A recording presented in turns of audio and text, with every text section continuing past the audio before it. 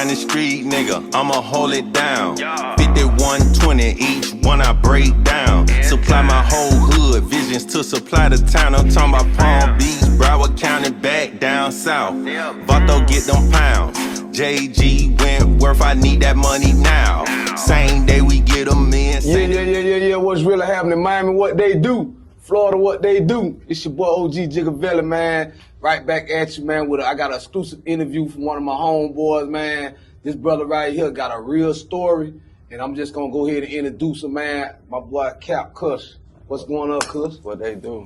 Yeah, man. So let the people know where you from. No, I already told you from Miami. So I said my homeboy. They see what they do. But, let them know what part of Miami you represent, bro. We from Brown Sub, man. Definitely straight out of the heart of the city, man. 46 and 23, man. Right in front of the Dolphin store, man. If you don't know where it's at, you ain't from here.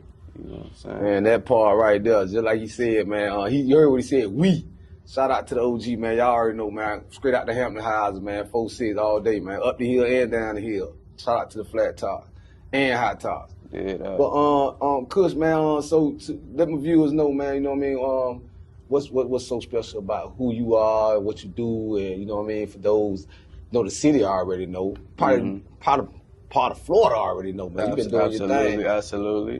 So let them know, man, how long you've been doing your thing and what it is that you do. So man, we've been kicking it, man. Straight up rap. Now we rap for real. You know, I think it's a lost art, but you know what made me so special is the fact that like I come from nothing.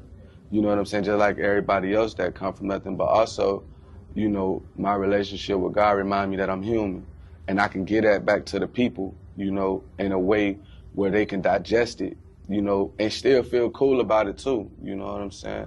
Where like, you know, I ain't feeding them poison and, you know what I'm saying, trying to influence them to do dumb stuff or perpetuate a lifestyle that don't really exist, you know what I'm saying? And I feel like my spirit, you know what I'm saying, is similar to everybody else's spirit, and we are one and the same, you know what I'm saying? We just don't know it yet. So I can get at the people, you know what I'm saying? And we've been doing good with it, though. We've been hustling. Hey, I'm gonna say this right off bat, right? You know what I mean? You know, the first thing that caught my attention, I know probably the viewers, is that, you know what I mean, the first thing you mentioned, you said I rap, and then you said something about the Most High, man, you know what I'm saying? Yeah, so that puts you in a category, you know what I mean, by yourself. 'Cause a lot of dudes, they, like you say, perpetuating a certain type of lifestyle. Sure. and being misleading, you know what I mean, to those that's following them, you know what I mean? Right. Let us know how long you've been doing music. When you thought, I mean, when you figured out that rap was gonna be the thing that you wanted to do, and can you categorize? It's like two questions. Can you categorize when you first figured out rap was what you want to do, and what kind of rap style that you bring to the table? So I was a kid, man. So I come up, I'm a 90s baby all the way, you know what I'm saying? So when I came up, I was a baby. I was like 2 years old. And my mom, she never turned off America's Most Wanted. That Tupac and Snoop Dogg song, she never turned that song off. You know what I'm saying? It was either that or, you know what I'm saying, anything Tupac. My uncle, you know what I'm saying, Free Quick, you know what I'm saying, the real DJ Quick.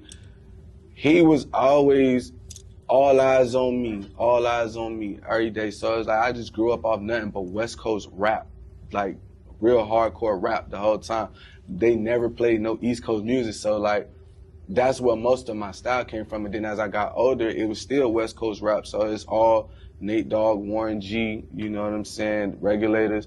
We just listening to all that in the crib. And then I'm watching Lil Bow Wow do his thing. So I'm like, I'm a kid, he rapping. I used to take my mom had a pink brush.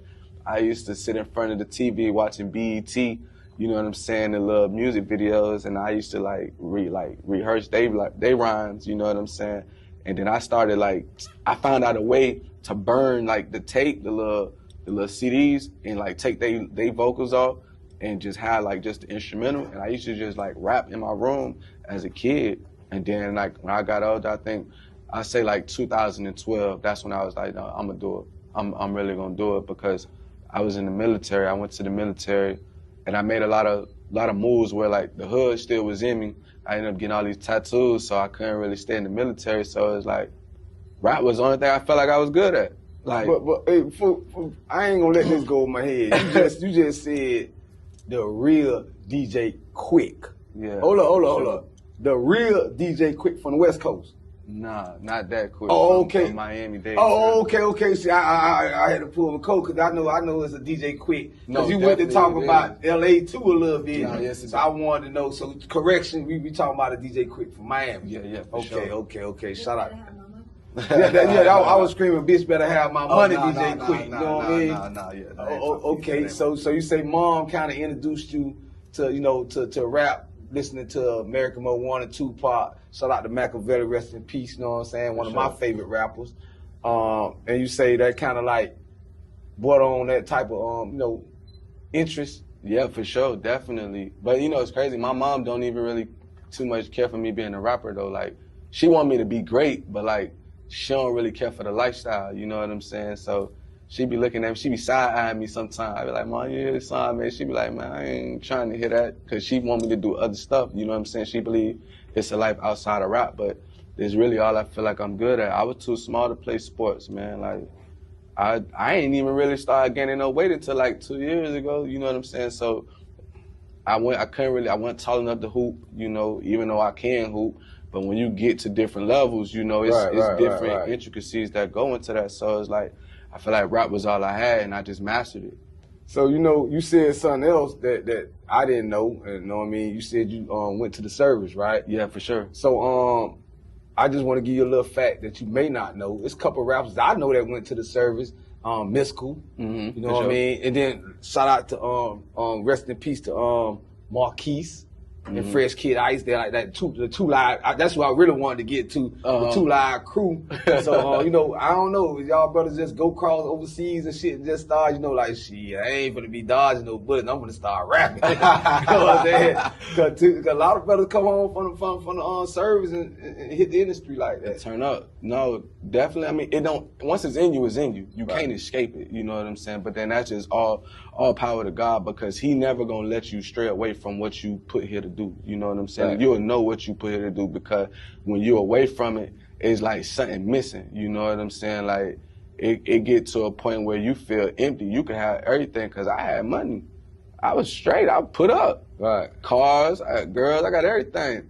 But I was still empty because I ain't rapping. Like, I ain't in the studio. I ain't around what I need to be around. I like all the hood shit. I like everything that come with, being a rapper, and I was away from it. And this is where I was supposed to be. But you got to find your purpose in it, though, because you can't just be doing it to do it, or you stay on the hamster wheel. So finding my purpose in it is what, really, like, keep me going, because, like, I got something to give to people. Well, we got a little background on you, man. Let's get into the creativity, man. Let's get into the music. All right. So how long, like you say, you've been taking rap seriously, and what some of the projects that you dropped, that you dropped lately? Kind of like give us a little, the catalog type shit. Take us into some of your catalog, to some of your music. And then, give me the titles. Yeah, I got you. So I can make sure, you know what I mean? Because I ain't been banging a whole lot of your shit. I know after the night. Yeah. You know what I'm saying? I'm definitely finna dive into it, because there's a lot of things you just done said that made me interested. And now, I just want to point out before I get to now, people are listening with their eyes. Right. So the people want to connect with the artists through knowing them first, then they're going to check your music out. So that's what I'm going to do the same thing. Sure. So what kind of projects you got already released? Give me some titles and shit. All right, for sure. So 2018 was 1 year. My sister passed away. My oldest sister, she passed away to lupus.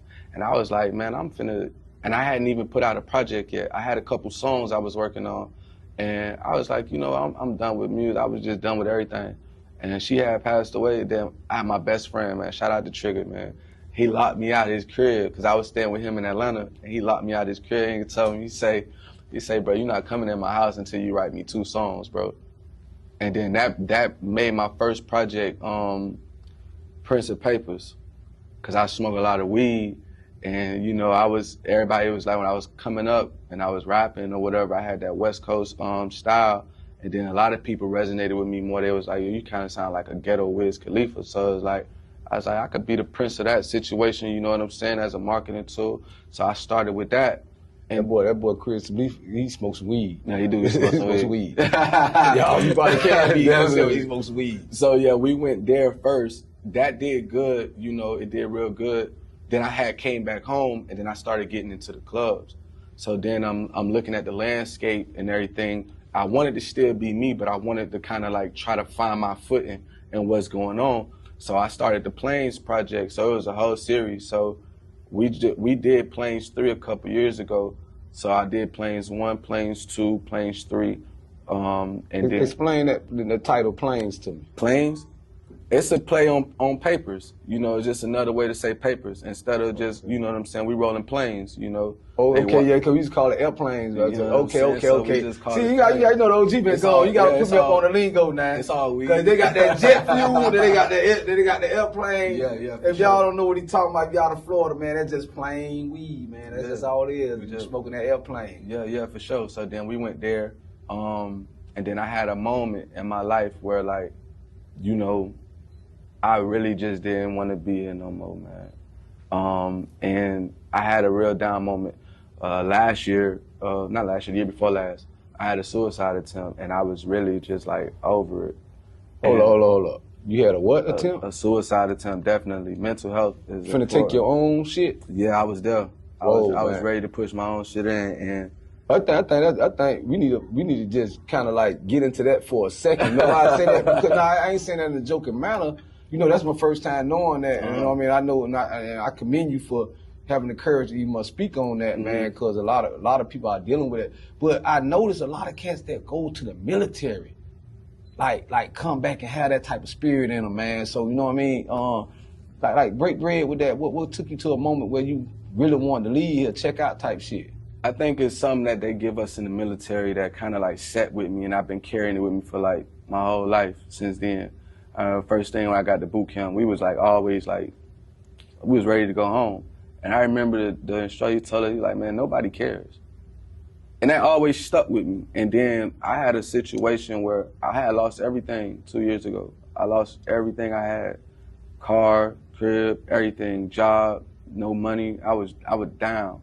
And so the people that was around me, they really showed me they didn't give a fuck, bro. Like, nobody cared. And I was really going through it by myself. Everybody pretty much like kind of like treated me like I was like a waste of time, you know what I'm saying? Like they was tolerating me. Nobody ever want to be tolerated. And, you know, I just felt like I was in it by myself, but I also felt like I was a burden to people to where it was like, man, shit, I just do everybody a favor, you know what I'm saying, and just get out the way, you know, but God had other plans, you know, and literally the day that happened, I was in the hospital. I went to the VA hospital. I got up, and I was like, man, I ain't supposed to be here, man. I'm looking at all these people, like, these people really going through it. You feel me? Like, I got strength. Like, I could get up, I could make something happen. And that birthed my last project, Gigaveli. And it's just a new identity, and which brought the song that everybody know and love today, that Man of the Year record, because that record is about me overcoming that mindset, that spirit of suicide, that spirit of not wanting to be here. Like, you got so much to live for, you got so much to offer people, you know, and you taking yourself away from here, you ain't finished. You ain't done yet. Facts. So, you know, that's what put me there. And, you know, through God, I ain't nowhere near there. We got too much to do. Just to intervene a little bit, man, I just want, as an OG, man, I just want to share this to anybody that may be experienced, to any one of you young cats that may feel like you ain't want it, or you, you know, it's something that my mom always, the OG been through some shit. I've been through some shit. I know what I mean? I'm pretty sure a lot of people have been through shit, but yeah, for sure. I done been in some dark moments. I done been in the cell. I done been spent 11 years in prison, and once on one bed, then 16 years on another bed, boys. And being in them cells and people playing with you, you know, you have that thought like nobody else care. But I thank my mama, know what I'm saying, for always passing just one little piece of, if this is my advice, this one, God would never put on you more than you can bear. For sure. So anything you going through, no matter how tough it get, how rough it get, man, if God allowing you to go through that there, he know you built. Yeah, for sure. You know what I'm saying? So I just wanted to drop that off, but let's get back to you, man. You know what I mean? I just had to drop that out there, and I'm glad that you found that out. You know what I mean? Yeah, definitely. You know what I mean? So you say the Man of the Year album.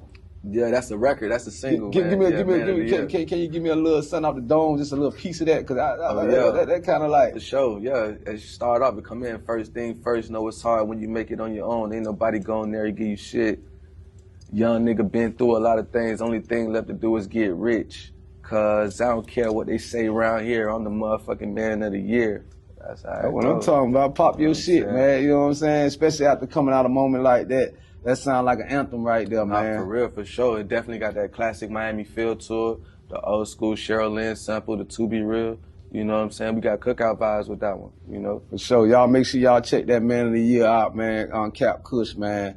So we got that project. You told me, you know, that came from, you know, revamping yourself, knowing that I got some shit to do, right? Yeah, for sure. So take us into some more of your later projects and what you got going on. That was the last project that we put out, right?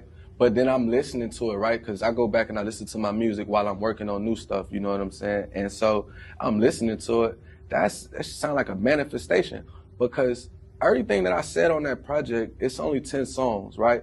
But everything that I said on that project, I'm living it right now. Like, as we speak, everything I said from top to bottom, from the first song to the last song, I'm living it every day. And it's just like, it's a surreal moment, because a lot of times you don't even recognize stuff when you in it. But to be in it and to recognize it and see it and feel it and embody it for everything that it is, it just feel real good. You know what I'm saying? Like, I said it in the way what I'm picturing, it's gonna be me and my dogs. But not knowing that God was gonna move them people out of the way, give me fresh new people that's ready to work, that's ready to do it. That's not saying my dogs ain't ready to work, but they ain't equipped. You know what I'm saying? And this a battlefield. This war. You gotta be well equipped to go to war. So God knew that what I needed, He knew how I needed it, who it needed to come from, and He put me in a position of isolation and allowed me to attract them people. Okay, since we talking about people that new people, people that's around you, I'm big on giving my people their roses, right? For sure. So I think it's the time in the interview right now. Get an opportunity to like what goes. I know for personally for working, you know, talking to a lot of you know, artists. Shout out to Major 9 and them boys there with that Touch Money family. Shout out, like you know what I'm saying? Like camps like that. You know what I mean? Mike Smith, them camps, and I be around them, and they got a team. Tell us who your team is, and you know, is it a big team, is it a small team? Shout your people out, man. Oh yeah, it's a growing team, man. Shout out to A2O Records, man, and really more importantly, man, shout out to Onaka for believing in me. You know what I'm saying? She the head coach, man. She allowed me to be the quarterback. You know, shout out to Ayo, shout out to Julio. Man, they trained me so much, but we learned quick though, especially with the posing and taking pictures, because all that shit was new to me, you know. DJ Capricorn, DJ Rob Skeet, DJ Panda, you know, DJ Dizzy, my engineer, that's my boy. He lacing me in the studio, making sure I'm straight, you know. Shout out to J Deuce, that's my brother, my mentor. Trigger, he in Boston, that's my best friend, that's my mentor, one of my mentors. We growing, but it's us, you know what I'm saying? It's solid, you know, a bunch of people around that just got one goal. Let's get the shit done. Facts. We shout our people out, you know what I mean? So I'm gonna tell you like this, and I'm gonna let people know recently what made me reach out to you in Naka, you know what I'm saying? And y'all to have you on the red carpet with the OG. What made me reach out, I seen we started this interview out talking about the sub. Yeah. I was just scrolling on, you know, I've been following you, know, like we been connected a little bit, you know what I'm saying? I've been following you, and I'm like, damn, that's the Dolphin store. Yeah. You know what I'm saying? I seen you like going hard for the sub, man. Like, take me into what made you come out with this particular album I'm talking about, you know what I mean? The video, being back in the hood on 4-6. Yeah. Like take me there and just give me what was in your mind, what was going on with you when you made that project, Shouting Out to the Sub. So Brown Sub, y'all. Brown Sub, for real, without the S on the end. It's just Brown Sub. Right. But originally, right, I felt like it was important for my career to go back to my roots, because I left the city at 18 and I came back at 22, but I ain't never really like touched back bases. You know what I'm saying, in the hood like that. You know, I checked in every now and then with the movers and shakers that was still around, you know, that came up at my time. But now that I'm a little older and I'm a little bit deeper in the game, I feel like it's important to give back to those kids, those children over there that, you know, want to be something, that want to be great, because I feel like we don't have anybody that's in that area that's really putting on for us. And Brown Sub, that's an important section in this city. You know, when we leave here and we go to LA, we go to Atlanta, we go to Chicago, any one of those cities, they know the beans. They know Overtown, you know, they know Carol City, they know Opelika, but nobody don't speak about Brown Sub. And we exist, and we got something over there. And it's children that want to be something, and all they just need is that little light shined on them, you know, that small little light could change a kid's life, you know. And I feel like who better to do it than, you know, somebody that's really from there, that really grew up there, that really went through everything that came with being over there. Because I came up in a time where, you know, the hoods wasn't really, you know, together like that. Like now you could go, now I ain't saying you can go to anybody hood perpetrating, but you could go in town right now, you know what I'm saying? And if you know, you could be cool. You could back then we couldn't do that. We were getting beat up. You know what I'm saying? But it was a respect thing, but that's what it was. These children don't got to go through that today. Thank God. You know what I'm saying? But we don't need to be forgot about as a community, as Brown Sub, because they tearing it down and it's not what it used to be. You know what I'm saying? And they moving and they changing everything around, but we can't let that go unnoticed. We couldn't. So that's why the visual was what it was. We caught it at the right time before they knocked everything down, because people need to see what it was, Right. not what they trying to turn it into. Facts. You know what I'm saying? And it's people that come from that. And I think that gives a different respect of people that made it out of there, what they had to go through, and the conditions that they had to be in to even get to this point. You know what I'm saying? I'm gonna piggyback off of you a little bit, man. I'm a subber, you know what I mean? No matter where I moved at, I'm from Miami, you know what I mean? I've got love from Florida City to Carol City, right? But my heart is with Brown Sub, right? The Sub, you know what I mean? I got memory. I'm all the way back from, you know what I mean? Bethune Head Start. You know what I'm saying? Yeah, you know what I'm saying? So I'm a definitely shout out, you know, and for those of y'all that's you real Miami historians or historians, how you want to pronounce it. For all y'all, true facts, man, it wasn't really but two hoods for blacks back in the days, and that was Overtown and Brown Sub. You know what I mean? That was our hub. You know what I mean? When our black celebrities came from around the world to visit Miami, they didn't stay in the Fontainebleau. They stayed in the Hampton houses. You know what I mean? That were later turned into a project that I was growing up in. You know what I mean? So it's very important what you're doing for the neighborhood, for the sub, man. You know what I mean? And I really just wanted to connect with you on that, man. I wanted to give you the opportunity to come on the red carpet, man, and you know what I mean, pop your shit, all of it, but definitely pop it for your hood, man. For sure, definitely. The album dedicated to the sub, right? For sure. Give me something off that right quick, just a little hook or something, little taste. 'Cause I want them to know, you know, anytime we can, you know, sauce up the sub. I just want to hear a little. You come off the head. For sure. Let me see. Oh, that's my joint right there. You with a young nigga from the sub, smoking weed, getting money, screaming fuck love. No, they hating, cause why they sitting debating? I'm focused getting this cake. I put my sister to the side, looked the dead in the face and said I never lose. I'm with my guys cause they ride down, pick and choose. Now the money keep multiplying. If I want it, I go and buy it. If I own it, you know what I'm saying? Hey, but you know what though? I put you on the spot. A lot of rappers there know that go to show that you write your shit. You know what I'm saying? Sure. When you could just come and nigga put you on the spot. If you're a real rapper, you should be able to be put on the spot at any time. And if you got some tracks, you should be able to give a nigga a bar or two off. No, yeah, for sure. You know what I mean? But so take us in your creative space when you in the studio. Like, do you punch in? Do you need to get the beat, the melody first, or like kind of like I want to pick your brain a little bit on how you create your music, how you do what you do. I think what the military gave to me was preparation. You know, proper preparation prevents piss poor performance. You know what I'm saying? And I'm not. And then another thing I got from just coming up watching Tupac and watching all of those great people that we, you know, like to listen to, I watched their preparation. When they in the studio, they don't waste time. Time is money. We don't got time to be punching in and, hey, cut that, hey, let's do that again. We don't got time for that. So you pre-write? Yeah, I'm already rehearsing everything before I go in the studio. So what you mean? You had your engineer or your beat maker, whatever how it is. You have them send you the track and you play with it before you come to the studio. Yeah. I come up with the whole song before I even come to the studio. When I book that session, I'm coming in there to work. I ain't coming in there to write. I'm coming in there to record. You do your job and I do my job, and we get as much as we can do in this time that I booked.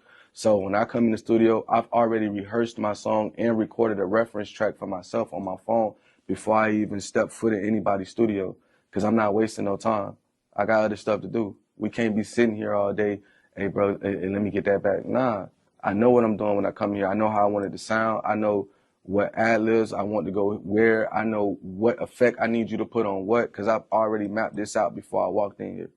Man, listen, I wish I was your manager. It seemed like your manager. That's saying for real, you know, because it's a lot of artists want people to believe in them, but they don't want to prepare. You know what I'm saying? They don't want to. I know artists that, you know, they go in there, the studio is like a playtime. They want to smoke weed, they want to kick up, they want to do this. Cause I be behind the scene. I'm like, man, I remember when you talked about Tupac earlier, and I remember watching something on the Outlaws, and he was like, when he was making Machiavelli, and he came home, or he was making All Eyes, you know, Tupac was one of the ones that did two tracks, two, you know what I mean, two CDs back, double album type shit. And he was like, he used to have a way when they go in the studio that, I think one of the Outlaws was saying this. It was somewhere I watched behind the music, but he was saying like, when if you were gonna make a track, you had to be ready. Yeah. Like Pac going there, he had that type of mind that you had. You know what I mean? Like when he going there, if you ain't ready, you just not gonna make the track. You not, and that's how I move. You know, because again, we ain't wasting no money, man. Because we gotta pay for this stuff, especially before. You know, now I got a team, but before it was just me, and I'm working. Like, I ain't got no budget to be sitting here wasting time. You know what I'm saying? Hey, I went over my time. You could look out and motherfuckers want to try to be green or whatever because you ain't they dog or whatever. No, I don't have time for that. My money's spent. I'm coming in here to work. If we could build a relationship off of that, then we could. But I've been recording with the same dude for the last 6 years. That's been my boy. I actually was kind of scared to talk to him. I remember I performed at some event and it was like, you need to get with him. And I was like, all right, cool. So I go to bro, I say, you busy? He was like, yeah. I was like, man, they told me to exchange information with you. So I give him my phone number or whatever. He listened to my song. It's like 2 weeks go by. I'm going to the mall. He called me. He like, hey, bro, what you doing? I say, man, I'm on the way to the mall. He like, man, fuck the mall. You need to come to the studio. And I pull up to the studio with like 20 people. My cousins, my dogs, we got some females, we got some liquor, we got some weed, we straight, you know what I'm saying? I'm the only one in there working though. Everybody else getting loaded. They drinking, they high. And then nobody left me no weed, no liquor. You feel me? Like I come out the booth, ain't nothing left. And then he tapped me, he say, yo, come here. He say, hey bro, take them home, get everybody out of here and come back. I dropped everybody off, my cousins, I dropped everybody off, and I came back and he sat me down. He said, bro, you don't see how everybody just came and had a good time. Ain't nobody cared about what you was recording. Ain't nobody told you whether you messed up or you should do this. Nobody was invested in what you was doing, but they invested in, you know what I'm saying, party. What come with it. Right, right. And so he was like, nah, you don't need that, bro. And ever since then, I've been recording by myself. I go in the studio by myself. I don't got nobody coming with me. If you're not on the song, you're not in there. And I don't even really do features like that because I'm just now getting to a place where, you know, I'm comfortable with working with other people because of the fact that, like, everybody don't see it how I see it. Right. You know, this not a game for me because this all I got. You know what I'm saying? Like, this is all I feel like I'm good at. Like, this is what my passion is. I'm passionate about this. You know what I'm saying? Like, we could fight about this. You feel me? Like, we could go into, hey, bro, what you doing? And we could still be cool afterwards, but, hey, you on the clock, bro. That's how I look at it. Because at the end of the day, when we go get a regular job and we punch in, this is that and the third, them people ain't finna allow us to slack off. No. You can go home. That ain't gonna tell you, hey, clock out. And that's how I feel when we in the studio. If you coming in here to play, hey, bro, you can slide, bro. Because I can write music. I don't need nobody to do no hook for me. I don't need no hype, man. I don't need nobody to get on no verse. I'm hard by myself. Like, I ain't, you know what I'm saying? This is something that's a business move. If I do a song with somebody, it's business because I see where you got something going, I got something going, and we put it together, we can make magic. But it ain't never a necessity to make a good song because I could do that on my own time. I know you said some key stuff. I hope they paying attention, especially you young artists is aspiring to, get into the music industry, man. It is a business at first hand, you know what I mean? It's a business and you got to be passionate about what you're doing. It's a passion and a business. But my next question, I was going to ask you, like, what was some of the, pitfalls or, I know anytime you're chasing a dream, chasing some goals, there's some stumbles in the road. Like, you ever thought about giving it, but you already said, so you almost checked all the way out. So we ain't gonna go back to what I was gonna ask you that, but I want to ask you. Take me to one of your. I want to go to some good high stuff. Take me to one of your most highest moments, like one of the biggest things that like make you want to like keep going because this happened, or the biggest stage, or the biggest. Take us to one of the highlights of your career so far. This was when I came back outside. Because I was going through it with my ex, and it was like, this is last year, this is November. October. I pop out, I go to the club, shout out to Take One. I'm gonna take one, you feel me, I'm vibing, you feel me, I got money I'm having, you feel me, so we outside. I just call it the one now. Just take one. yeah. So I'm having, you feel me, it's Halloween, I'm in there.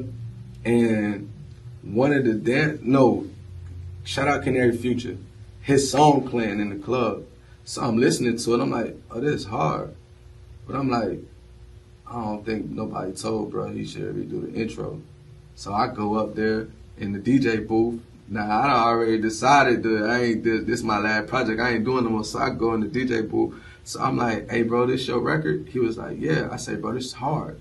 But you tripped on the intro though. You should just go do the intro over. You feel me? Woo, woo, woo. So bro, like, you do music? I'm like, yeah. He was like, well, let me hear your shit then. So DJ Panda, he was like, just send it to me. So I sent it to him, and they played the record. And he like, it's your shit? I'm like, yeah. He like, nah, this ain't your shit, bro. Ain't no way. He was like, how we ain't heard this before?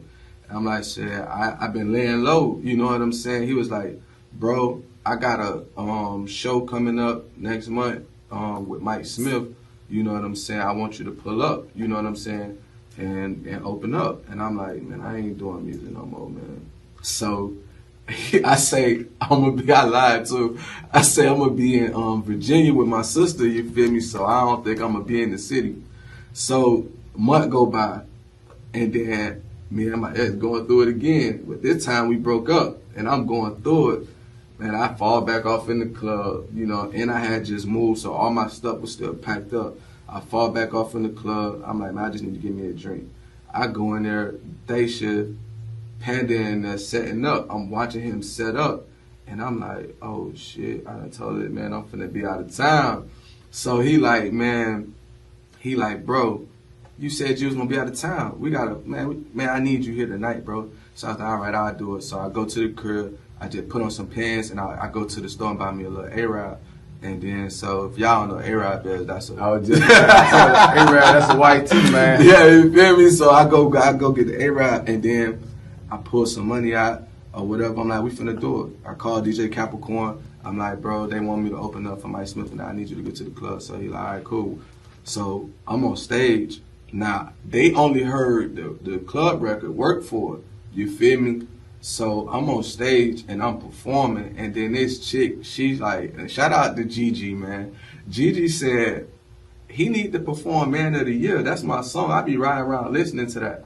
That's the first time I ever experienced something like that. Cause I don't really know shawty like that. You feel me? So when she said that, everybody in the club like, what the hell is she talking about?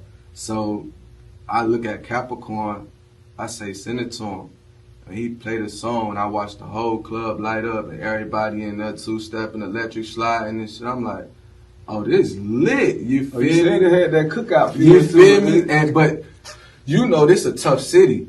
Miami a tough city, man. We a tough crowd, so to even get them to react to what you're doing, you feel me? Like, it take a lot. But for them to just buy into it, and they had that nostalgic feeling, and it was just like, and this shit worth doing, you know. And when I came back, all the knowledge that I had gained, and then I had met another artist, shout out to CK Magic, met her, and then I was helping her, and I saw that the knowledge that I was giving her, it was helping her grow. I'm like, I can do this shit for myself, like, and then that's when I just was like, all right, bet.